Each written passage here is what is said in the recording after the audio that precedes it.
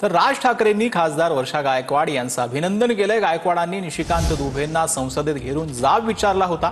यावरून राज ठाकरेंनी गायकवाडांना पत्र लिहित अभिनंदन केलेलं आहे।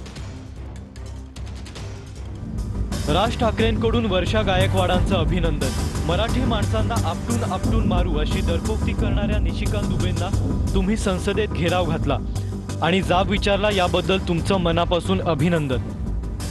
महाराष्ट्राचा मराठी भाषेचा अपमान, त्यावर हल्ली अन्याय होताना संसदेत महाराष्ट्राचं प्रतिनिधित्व करणारे खासदार गप्प असतात असं चित्र मराठी जनांच्या समोर येत होतं। त्याला तुम्ही या कृतीनं छेद दिला, याबद्दल तुमचे मनापासून आभार।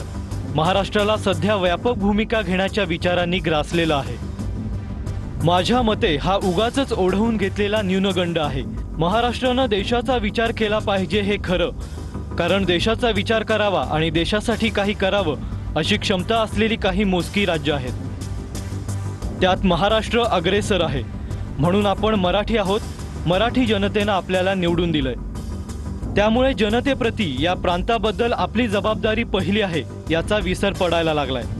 यामुळे 125 वर्ष हिंद प्रांतावर राज्य करणाऱ्या आणि 1857चा उठाव असू दे की पुढच्या स्वातंत्र्य लढ्याला आकार देणाऱ्या मरहट्टे होते, याचा आपल्याला विसर पडतो। आणि म्हणूनच या उत्तरेतील मुजोरांना दिल्लीत सातत्यानं मराठीची ताकद दाखवलीच पाहिजे आणि तुम्ही ती दाखवलीत, याबद्दल मनापासून